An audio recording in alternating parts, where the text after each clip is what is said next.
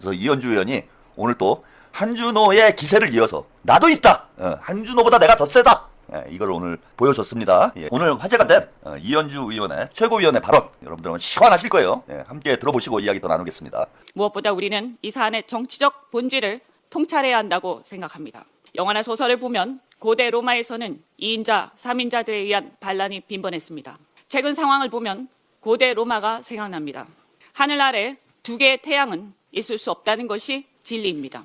더욱이 대통령의 임기 초에는 말해서 무엇하겠습니까? 한마디로 이 사안의 정치적 본질은 대통령에 대한 지지율이 매우 높고 대통령의 권한이 강력한 임기 초반에 2인자, 3인자들이 판을 바꾸고 프레임을 바꾸어 당권과 대권을 향한 욕망, 본인들이 간판이 되려는 욕망이 표출된 결과임을 부인하기 어렵습니다. 즉 조기 합당은 민주당의 주류교체 시도이자 이재명의 민주당을 정청래 조국의 민주당으로 전환하려는 시도라고 보입니다. 다가오는 지선도 이재명 정부 국정 지지로 치르면 충분합니다. 그런데 그 간판을 바꾸려는 불필요한 시도를 할 필요가 뭐가 있겠습니까? 정부 출범 1년도 안 된 시점에 조기 합당은 당내 차기 대권 논쟁을 조기 점화하고 집권 여당으로서 이재명 정부를 뒷받침하는 입법과 정책에 집중하기보다 차기 정부의 구상에 대한 논쟁으로 날샐 가능성이 많습니다. 실제로도 최근 조국 혁신당 대표께서 차기 정부에 대한 구상 차이 운운하신 적이 있는데 이는 매우 시기적으로 부적절한 발언입니다.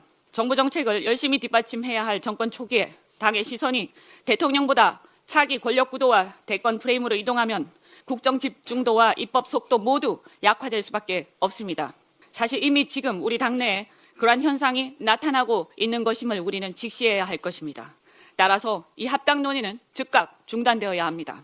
더 나아가 이 문제는 우리 민주당만의 문제가 아니라 대한민국 국민 전체의 문제임을 다시 한번 강조합니다. 내란 극복 후 어렵게 출범한 이재명 정부의 국정이 흔들림 없이 뒷받침되어 정부가 성공하길 바라는 것은 대선에서 이재명 대통령을 지지했건 안 했건 대다수 국민들의 바람이자 이해관계이기 때문에 우리는 그 믿음을 흔들어서는 안 됩니다. 정권 초기입니다. 결론적으로 저는 대통령 임기 초 조기 합당은 분명하게 반대합니다.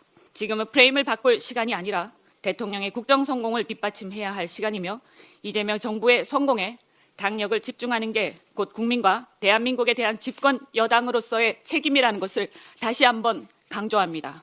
우리의 우당인 조국 혁신당과의 관계도 지금까지처럼 협력과 연대를 통해서 얼마든지 잘 해나가고 앞으로 때가 오면 그때 논의하면 될 일이지 이런 식으로 해서 두 당이 굳이 사이가 간극이 벌어질 이유가 전혀 없다라고 생각합니다. 이 문제를 다시 한번 이 문제의 정치적 본질을 우리는 통찰하고 이재명 정부의 성공을 위해서 지금은 집중해야 할 때라고 말씀드립니다.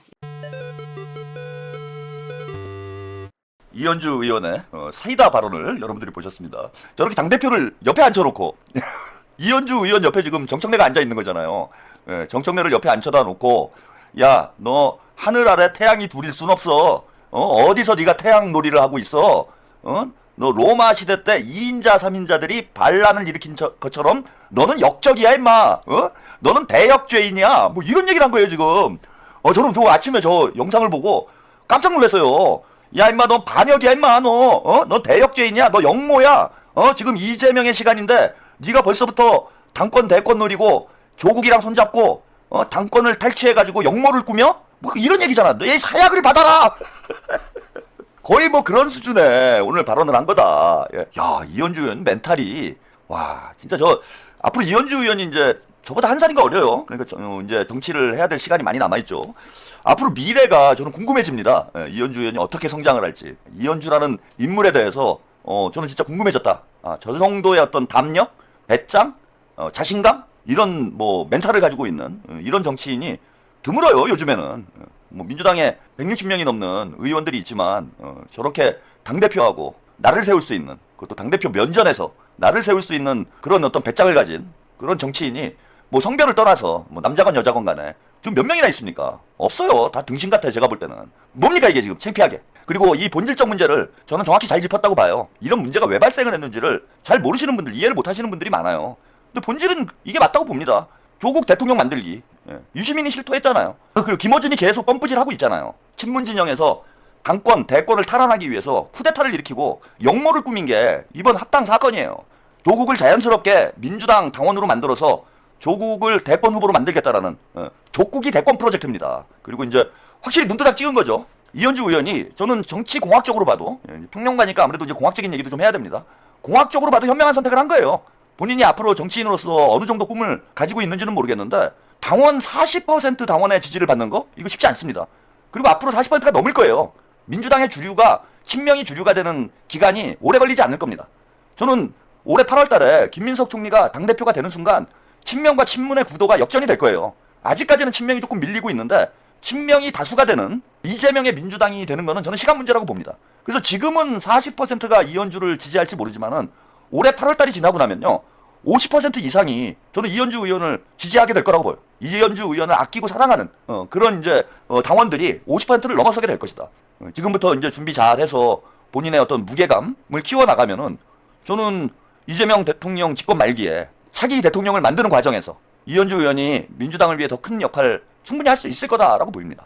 그런 강단과 아까 뭐 카리스마 말씀드렸는데 카리스마가 확실하다라는 건 오늘 확인을 한 거 아니에요, 여러분? 정청래가 완전히 오늘 뭐 똥 씹은 표정이더라고. 제대로 밟힌 거지.